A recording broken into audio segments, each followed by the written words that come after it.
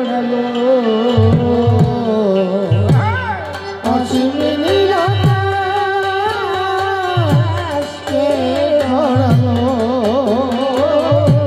কে গড়ালো অসীম নিরাকাশ কে গড়ালো কে গড়ালো এত তারা বুকে এনে কে গড়ালো কে গড়ালো অসীম নিরাকাশ কে গড়ালো কে গড়ালো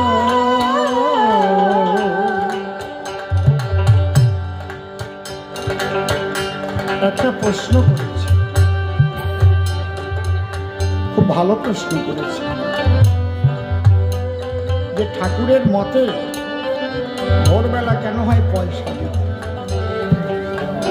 পয়সা দিয়ে কি কখনো ভগবানকে লাভ করা যায়?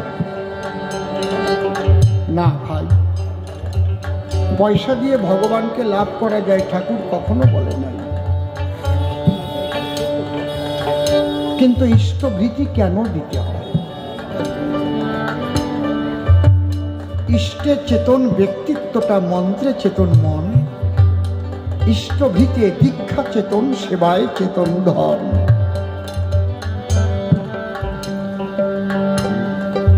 ঠাকুরেরই বাণী। গীতায় লেখা আছে, অভ্যাসে নতু কৌন্তেয় বৈরাগেন চক্রিচ্ছতে। তোমাকে তো বলা হয়নি তোমাকে 100 টাকা দিতে হবে, 10 টাকা দিতে হবে, 50 টাকা দিতে হবে, কিচ্ছু না থাকে। এক মুঠ ছাই দিয়েও ইষ্টভৃতি করে ঠাকুরের কৃপা লাভ করেছে। এটা অভ্যাস। তুমি যে ঠাকুরকে ভালোবাসো, ঠাকুরের সঙ্গে প্রতিনিয়ত যুক্ত থাকা, আর তুমি যে অর্থটা পাঠাও। গেছো ঠাকুর বাড়িতে ভাই, আনন্দবাজারে লক্ষ লক্ষ লক্ষ মানুষের সেবা হয়।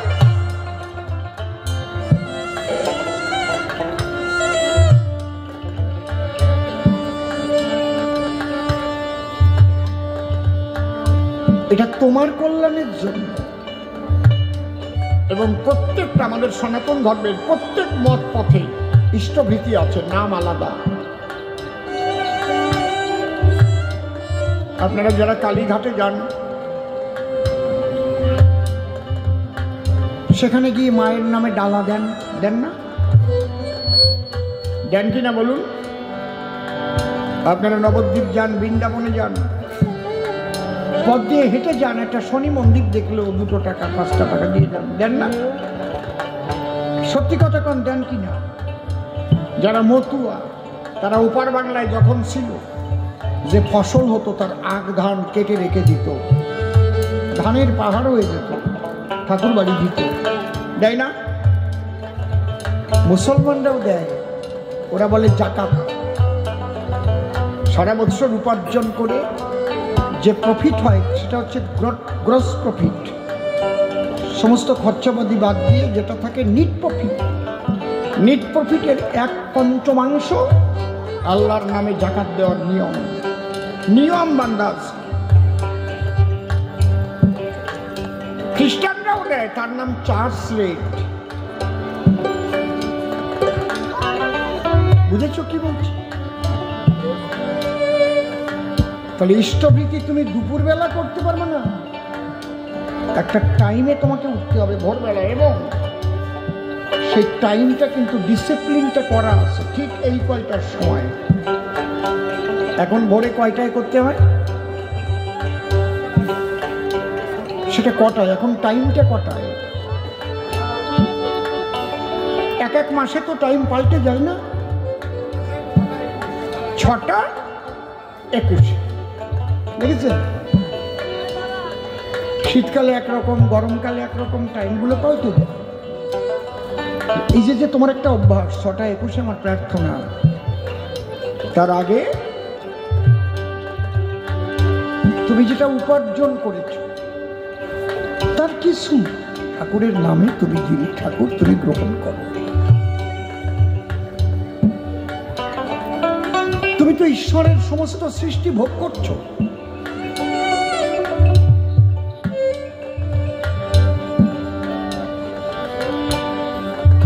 তুমি তো ঈশ্বরের সমস্ত সৃষ্টিকে ভোগ করছো। বাতাসের অক্সিজেন কোন বৈজ্ঞানিক সৃষ্টি করেছে? বলে জল, আগুন, বাতাস সমস্ত ঈশ্বরের সৃষ্টি। তার সৃষ্টি সমস্ত কিছু। মাতৃস্তনে দুগ্ধ পান করেছে। কোন যুবতী মেয়ের স্তনে তো দুগ্ধ আসে না। কে দিয়েছে এই দুগ্ধ? একটা ঘোষের কাছ থেকে দুধ নাও, মাসে মাসে টাকা দাও, টাকা ছাড়া দেবে? ছেলেদের প্রাইভেট পড়াও, মাসে মাসে টাকা দাও।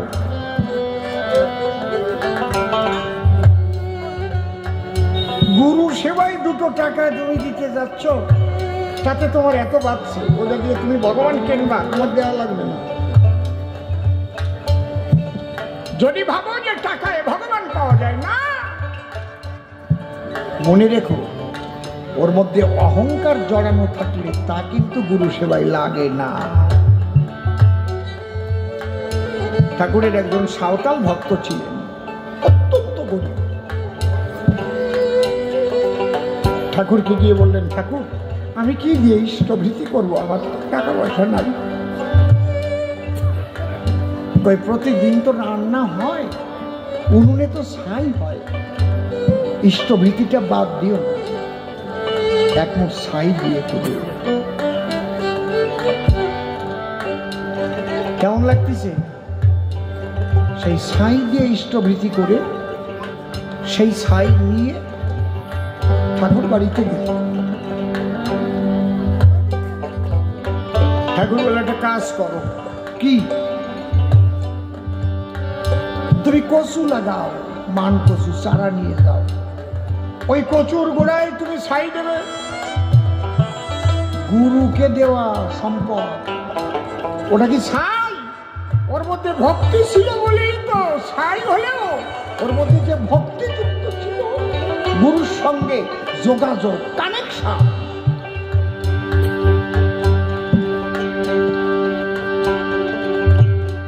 সেই মান কচুর চারা নিয়ে লাগাইয়ে ছাই দিয়ে কচু হইছে সেই রকম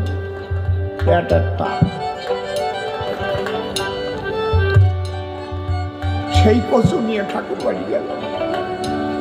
ওই যে ইষ্টভৃতি দিয়েছিল তাতে যে মান কচু হলো, ওখান থেকে ওই বিক্রি করে ওর সংসারের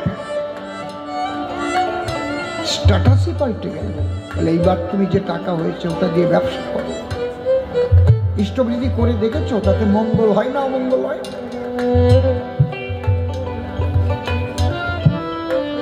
ভালোবাসার মানুষকে কিছু দিতে হয় না। একটা নারীকে যদি একটা পুরুষ ভালোবাসে, তার কাছে যাওয়ার সময় তার জন্য কিছু নিয়ে আসে, একেবারে খালি হাতে যায় না। ঠিক কি না? যায় কি? যে কোনো একটা জিনিস নিয়ে যায়, একদম খালি হাতে যায় না। সেই বেলায় তোমরা দিতে পারো। আর ঈশ্বরের সৃষ্টি সমস্ত কিছু পেয়েও গুরু সেবায় কিছু দিতে গেলে বুকটা উঠে চলে। অসীম নীলাকা কে গড়ালো, ও কে গড়ালো, অসীম নীলাকা কে গড়ালো, কে গড়ালো, কায়াহীনই মায়া লোকে ছায়াপাত হতে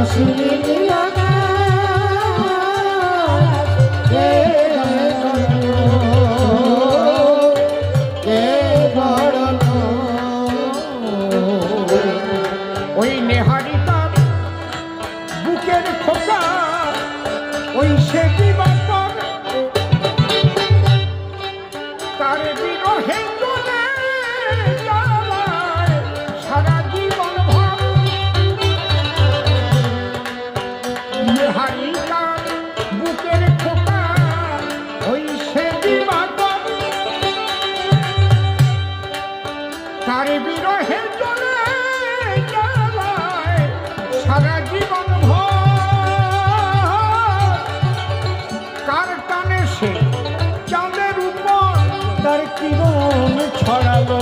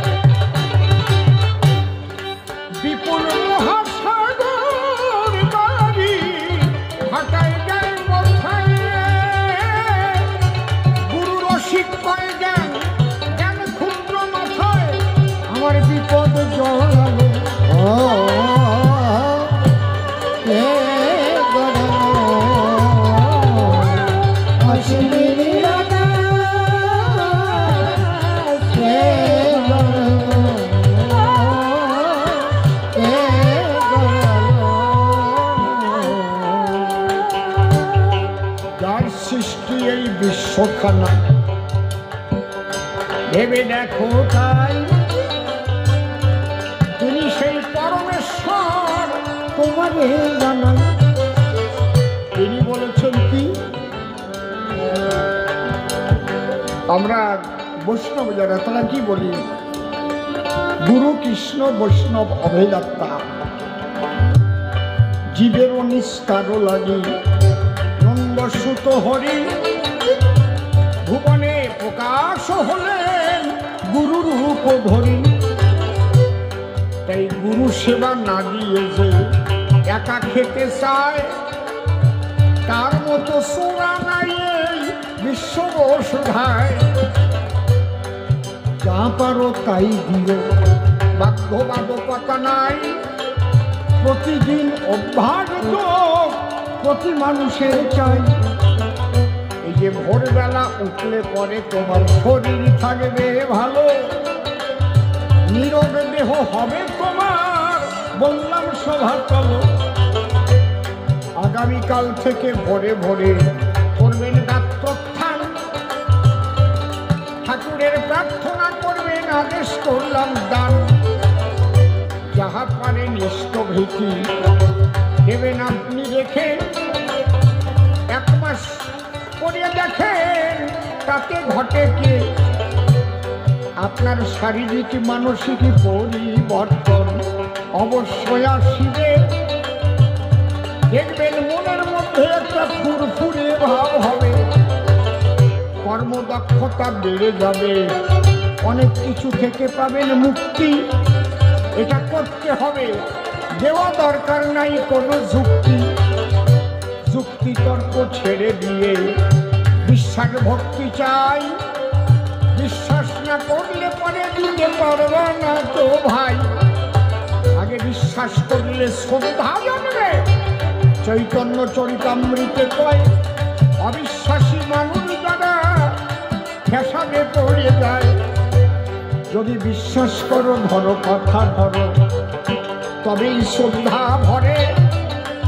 ইষ্টভীতি দিও তুমি প্রতি ভোরে ভোরে। তারপর প্রার্থনা করার পরে বলি তব স্থান। তারপরে রয়েছে কিন্তু একটা চক্র ধ্যান। এই চক্র ধ্যানের দ্বারাই তোমার কি কার্য হইবে ছোট? তোমার মস্তিষ্ক ঘুমন্ত কোষ জাগ্রত হইবে। আমাদের মাথার মধ্যে মেইন দুটো নার্ভ আছে, একটা সেন্সরি নার্ভ, একটা মোটর নার্ভ। তার দুপাশ দিয়ে অসংখ্য ব্রেন সেলস আছে, মস্তিষ্ক কোষ। এই কোষ 3 ভাগে বিভক্ত, কনসাস, আনকনসাস, সাবকনসাস।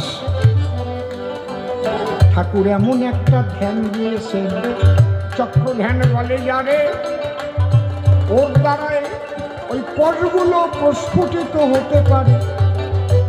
কেউ জ্ঞানী কেউ অজ্ঞানী, ভেবে দেখুন তাই। চক্র ধ্যান করে দেখেন আমরা কি ফল তাতে পাই। তাই প্রতিদিন ভোরে উঠে ইষ্টভীতি করে প্রার্থনা করে তারপর চক্র ধ্যান যে করে, তার জীবনের পরিবর্তন হবেই হবে, বলে গেলাম তাই। যুক্তি তর্ক ছেড়ে দিয়ে 1 মাস করা চাই। যদি 1 মাসের মধ্যে না হয় তোমার জীবনের পরিবর্তন, আমাকে তুমি করবে তখন গালাগালি করে ফোন। এত বড় কথা বলে গেলে পরিবর্তন হয় নাই, দেখবেন মন ধীর স্থির হয়ে যাবে ভাই। তাই ইষ্টে চেতন ব্যক্তিত্বটা, মন্ত্রে চেতন মন, আর ইষ্টভীতে দীক্ষা চেতন, সেবায় চেতন ধন। অনেকে আছে দীক্ষা নিয়েছে, গুরুর নামই মনে নাই। দীক্ষা নিয়ে হাতের জল শুদ্ধ হয়ে জানা ছিল তাই। গুরুর কিন্তু অভাব নাই, এখন মানুষ ঠকাবার করে। দেখবেন সমাজে কত রকমের গুরুরা যে ঘোরে। একদল আছে তাদের পাশে পাশে কত নারী রয়, শাখা সিন্ধুর নেয় না তারা শোনেন মহাশয়। কোন দলের নিন্দা করি না, তবে বেভিচার ভালো নয়। আচার ব্যবহার শুদ্ধ করা শ্রেষ্ঠ ধর্ম হয়। যদি কোনো মত পথের মধ্যে বেবিচার ঢুকে যায় তাহলে তাহা ধর্ম হবে না, অধর্মই হয়। এই জন্য সৎভাবে করো জীবন যাপন, সতের সঙ্গে সদা তুমি থাকিবে মিলন। সদ্গুরুর বাক্য যেজন মান্য করে চলে, সতের সঙ্গে যুক্ত সেজন সন্ধ্যা বা সকালে। এই যুক্ত হতে পারলে অনেক কিছু মুক্ত হবে, তোমার মন প্রাণ দেখবে তখন পবিত্র হয়ে যাবে। আর একটা প্রশ্ন করলে তুমি সভ্য সভাস্থান, দীক্ষা দিলে তারে আবার দাদা বলে কেন? শোনো, ঋত্বিকরা বলে না কখনো আমি তোমার গুরু। যে প্রশ্ন তুমি এখানে করিয়াছো শুরু, ঋত্বিক যারা ঠাকুরের কুকুরের মতো ঘুরিয়া বেড়ায়, তারা ঠাকুরের দেওয়া সিদ্ধ বীজ কর্ণে দিয়ে যায়। যেমন দেখবেন বীজ আসে ভিডিওর মাধ্যমে ভাই, ওই বীজে ভালো ফলন হয় আমরা জানি তাই। ওটা শোধন করা বীজ বটে, ভিডিওর মাধ্যমে এলো। চাষি আবার পঞ্চায়েতের মাধ্যমে সেই বীজ পেয়েছিল। ঠিক তেমন গুরুর দেওয়া ধন ঋত্বিক দাদারা দেয়, সে নিজে গুরু এই অহংকার না থাকে হিয়ায়। গুরু একজন শ্রী ঠাকুর অনুকূল চন্দ্র আমাদের কথা লবে, এক গুরুকে তোমরা সবাই ভজন করিবে। এই জন্য এই মতবাদ বলি তোমার ঠাই। তাহলে তার স্ত্রীকে মা বলে কেন, তাহার জবাব দিয়ে যায়। এই যে যে দীক্ষা দিল তোমায়, সে যে দাদা হয়, এক বিশ্বপিতার সন্তান আমরা, এই তো পরিচয়। তার স্ত্রীকে মা বলে কেন, বলি তোমার ঘরে যত্র গৌরী তত্র নারী, শাস্ত্রের মাঝারে। নারীকে সদা মায়ের মতো করতে হবে জ্ঞান, তাই না হলে নষ্ট হবে তোমার সাধনার সোপান।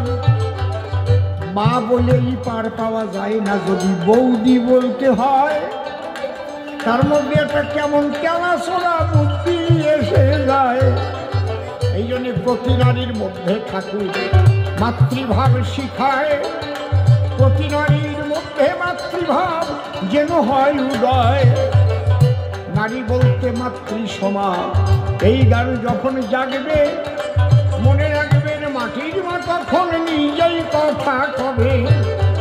তাই ঋত্বিক দাদারা তারা কিন্তু মন্ত্র বটে দেয়, এটা ঠাকুরের দেওয়া মন্ত্র, তারা নিজেরা গুরু নয়। সেই পরমেশ্বরের সন্তান আমরা। যদি বিবেকানন্দকে আমরা জানি, আমেরিকায় গিয়ে বিবেকানন্দ দিয়েছিলেন কোন বাণী। O my dear brothers and sisters of America, এই যে আমেরিকায় গিয়ে সবাইকে যখন সম্বোধন করেছিল, আমেরিকাবাসী ভালোবাসি তাকে আপন করে নিল। আর মায়েদের মধ্যে যে শক্তি লুকানো, সেই শক্তি পেতে গেলে মাতৃত্বের সম্মান না দিলে কিন্তু সেই শক্তি তুমি অর্জন করতে পারবে না। কোন একটা নারীকে মা বলার সঙ্গে সঙ্গে দেখবে তার ভাব পাল্টে যাবে। আমার ছোট্ট একটা ঘটনা মনে পড়ে, বলবো আমি তবে। শ্রীকৃষ্ণ যখন দ্বারকায় গেল, সোনের নারী নরে দ্বারকায় গিয়ে যজ্ঞ করবেন কৃষ্ণ প্রভাস তীরে। যজ্ঞের সময় আনন্দিত রসময়, কিন্তু দুঃখ তার জাগে। তাই দেখিয়া রুক্মিণী বলে তারই পুরো ভাগে। এত আনন্দের দিনে দুঃখ কেনে বলো দেখি তাই। বলে সুদামার জন্য প্রাণ কেঁদেছে, অন্য কিছু নাই। সুদামা যদি আসতো যজ্ঞে, বলে বাঁকা শ্যাম, সেই ছোটকালের বন্ধু সুদামা খুব আনন্দ পেতাম। আসতে এদিক সুদামা খবর পেয়েছে কৃষ্ণ যজ্ঞ করে আসতে। সুদামার স্ত্রী তখন ডেকে বলে তারে, লাইন ধরে যাচ্ছে ব্রজবাসী গো, স্বামী তুমি আমার কথা নাও, একবার তোমার প্রাণ বন্ধুর কাছে তুমি যাও। সুদামা বলছে, আমি কি নিয়ে যাব, আমি তো গরিব মানুষ, আমার তো নিয়ে যাবার খুব কিচ্ছু। তুমি 3 বাড়ি ভিক্ষে করে যা পাবা তাই এমন একটা জিনিস তোমাকে তৈরি করে দেব, ওইটা বন্ধুর জন্য নিয়ে যাবে। ঠিক করে 3 বাড়ি ভিক্ষা করে খুদ পেয়েছে, খুদ, ওই খুদ দিয়ে লাড়ু তৈরি করে দিয়েছে। বলছে লাড়ু কি, খুদের লাড়ু আমার বন্ধু খাবে, সে তো এখন রাজা। যাও না তুমি, যাও না, নিয়ে যাও। ওই সে সাঁওতাল ভক্তের মতো সাই শান্তমতি বলছে, বন্ধুর কাছে যেতে গেলে খালি হাতে যেতে নাই, তোমার যা সেটাই নিয়ে যাও।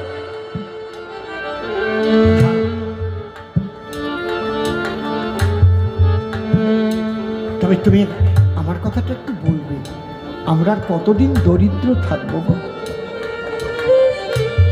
যার বন্ধু এত বড় রাজা, সেই বাল্য বন্ধু সে ভিক্ষা করে খায়। সুদামা, সুদামা এই খুদের লাড়ু নিয়ে দ্বারকার দিকে চলছে।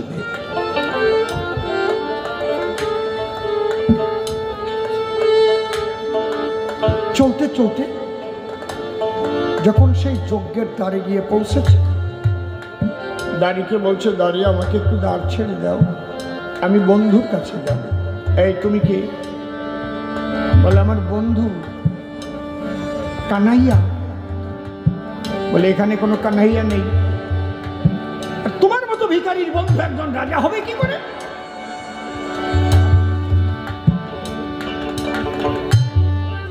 সুদামা বলছে, দাঁড়ি দাঁড়ি, তুই জানিস না দাঁড়ি কত একটা ফল আমার বন্ধুর মুখে দিয়েছি।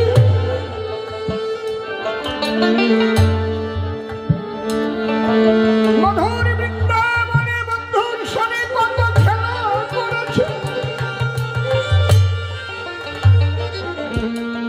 দাঁত ছেড়ে দিলাম। বলে পাগল, বেরিয়ে যা, বেরিয়ে যা।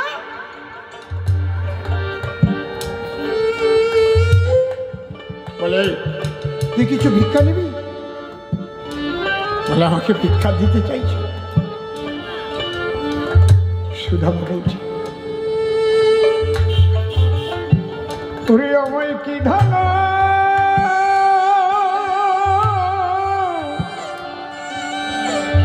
দেবী রে, হে নারী,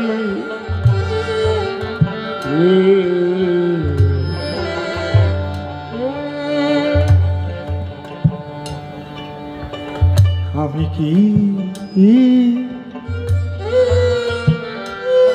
সন্তুষ্ট সামান্য ধনে?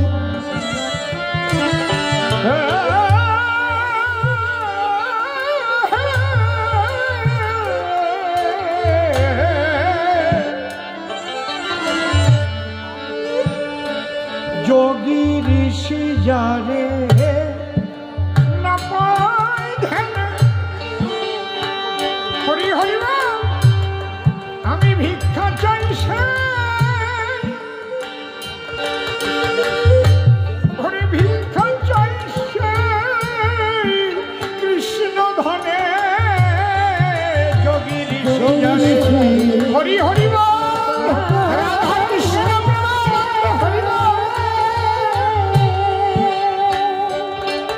আমি ভিক্ষা চাইছে।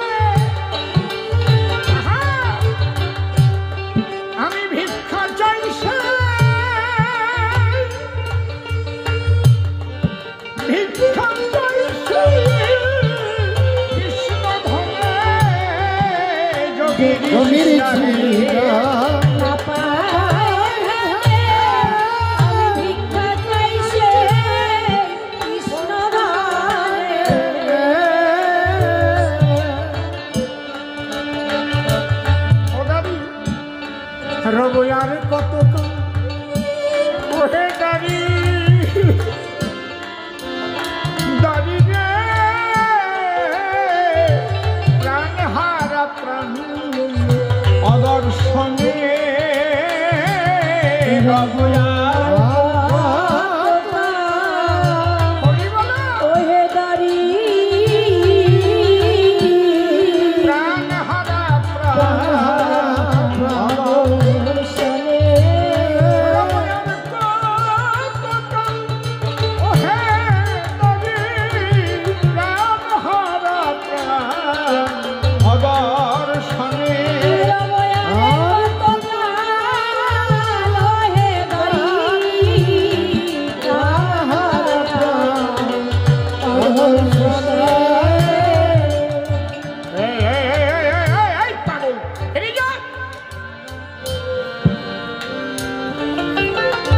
কৃষ্ণ ভেতর থেকে দৌড়ে এসেছে।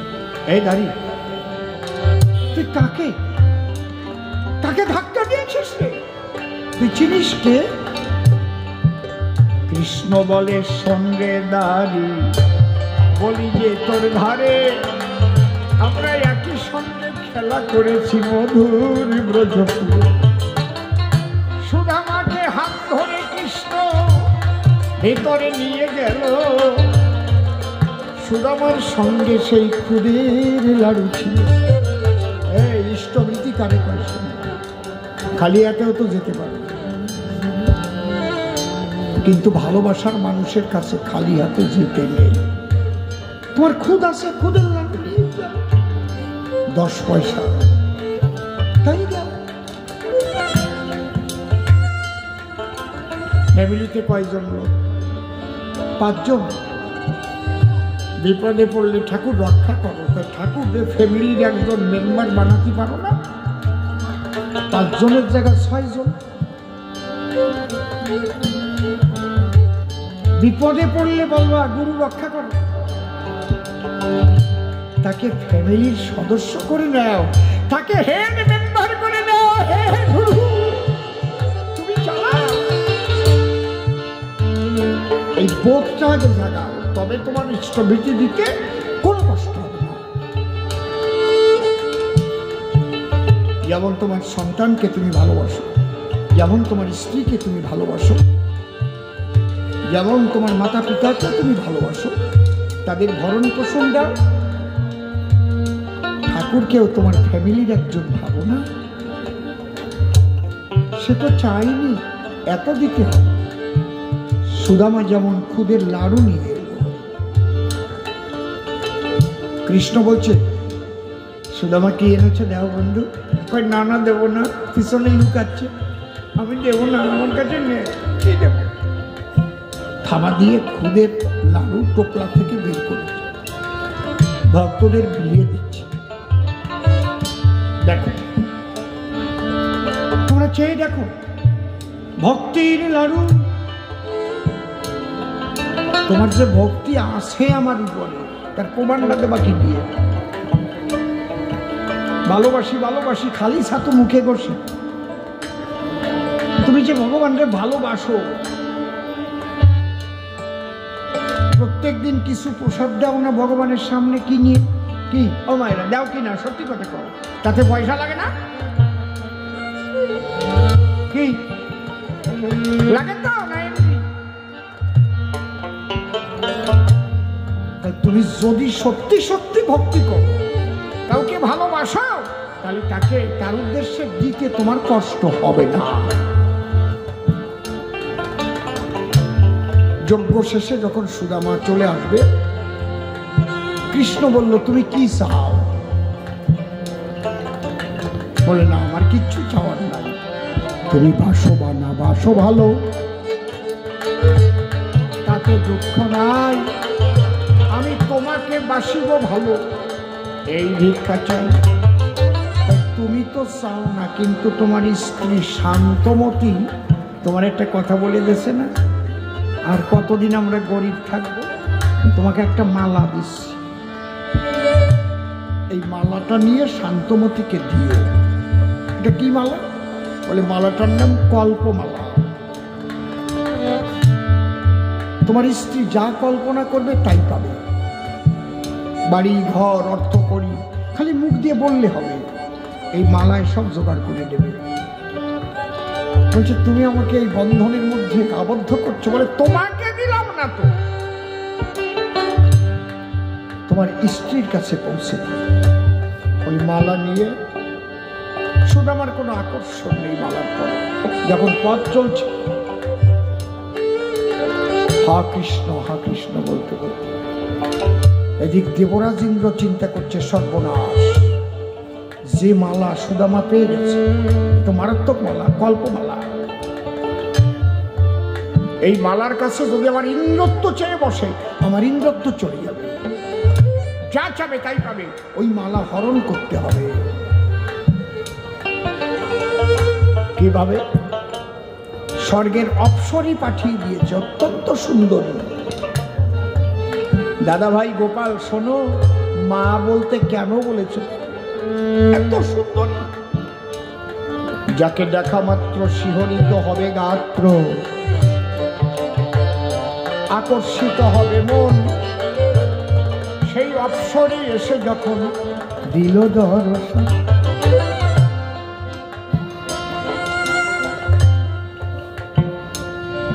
অপ্সরীর উদ্দেশ্য কি? ওকে ভুলিয়ে ভালিয়ে কামে উন্মত্ত করে ওই মালা ছিনিয়ে নিয়ে যাবে। প্রায় অর্ধউলঙ্গিনী অবস্থায় সম্মুখে এসে দণ্ডয় মানা হয় ওই স্বর্গের অপ্সরী। যখনই সুদামার সামনে দাঁড়িয়েছে, সুদামা বলছে মা, তোমার এরূপ কেন মা? মাগো বলো মা, কি চাও তুমি বলো মা।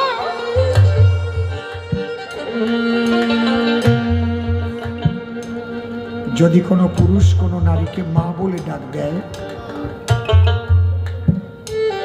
কাম কামনা থাকে আর সেই জায়গায় কামের কামনা তো নষ্ট হয়ে যায়।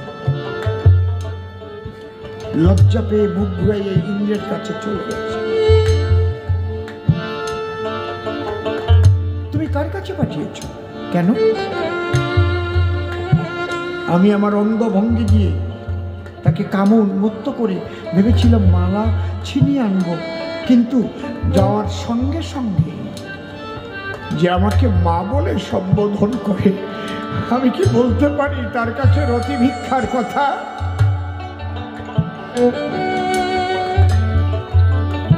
মা ডাকটি যে মধু খরা, কাম নদীতে পড়ে চড়া। একবার মা মা বলে দেখো সবাই।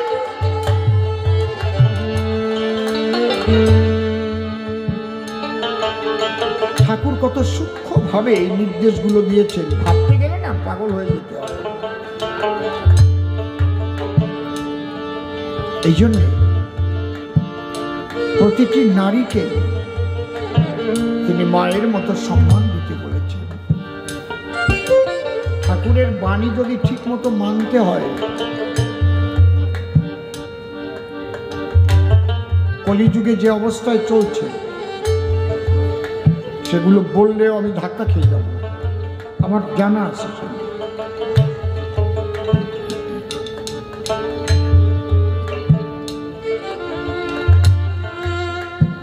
আমি যাকে বিবাহ ব্যবস্থার কথা বললাম, ঠাকুরের বাণী রয়েছে, উন্নয়ন আর সুপ্রজনন এই তো বিয়ের মূল।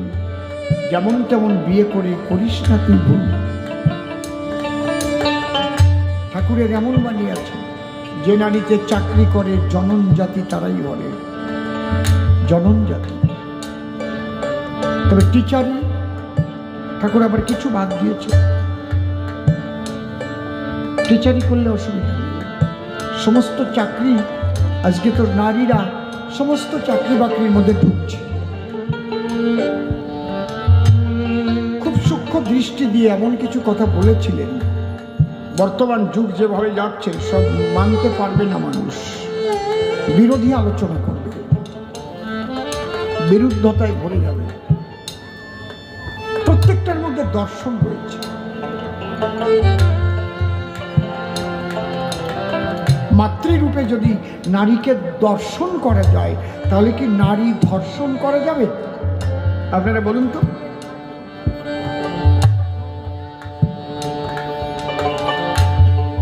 শুধু ঋত্বিকের স্ত্রী তো মা না, প্রতিটি নারীকেই তিনি মায়ের মতো সম্মান দিতে বলেছেন।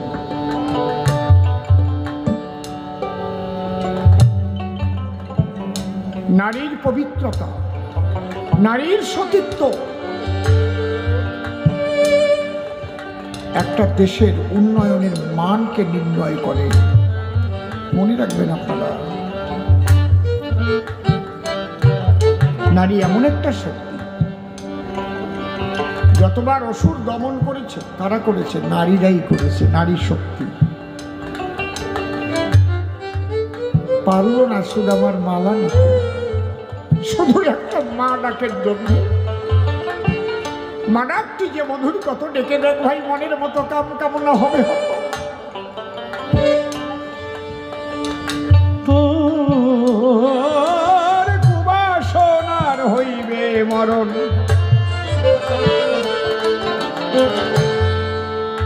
দেবরাজ ইন্দ্র ঈশ্বরের শরণাপন্ন হলেন। তখন ঠাকুর এই কল্পমালার কাছে যদি চেয়ে বসে ইন্দ্রত্ব, ভগবান তাকে আশ্বস্ত করলেন, তুমি নিশ্চিন্ত হতে পারো, তুমি নিশ্চিন্ত হতে পারো। সুদামা যখন গৃহে যাবে, সুদামার সঙ্গ যখন তার স্ত্রী পাবে, পরশমণির ছোঁয়া পেলে যেমন লোহা সোনা হয়ে যায়, তার সমস্ত আকাঙ্ক্ষা দূরীভূত হয়ে স্বামী স্ত্রী একত্রে তারা কৃষ্ণ প্রেমে মাতোয়ার হবে।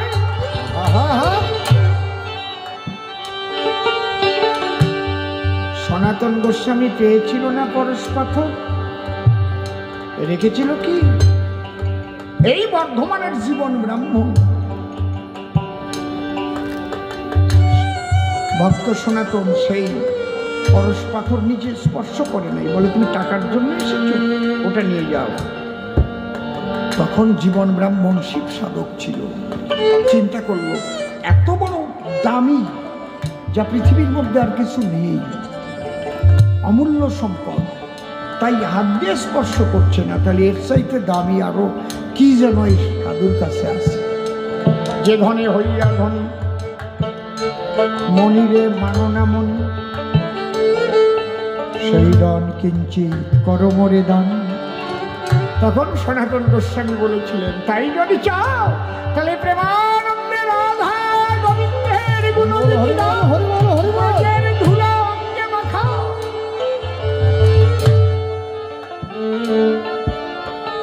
পরশেন পরশপি যাদৃশী লৌহ কাঞ্চন, তাদৃশী মহৎ সমাগমে পাপিনা উচ্চতে পাপ।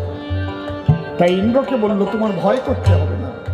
সুদামা যখন মালা নিয়ে বাড়ি চলে যাবে, সুদামার সঙ্গ পেয়ে তার সব কামনা বিলুপ্ত হবে, সেই মন তৈরি হয়ে যাবে, নাই তো তোমার ভয়। তাহলে সুদামা মা ডাকের জন্য পার পেয়ে যায়। তাই প্রতিটি নারীকে মায়ের মতো করবে দর্শন।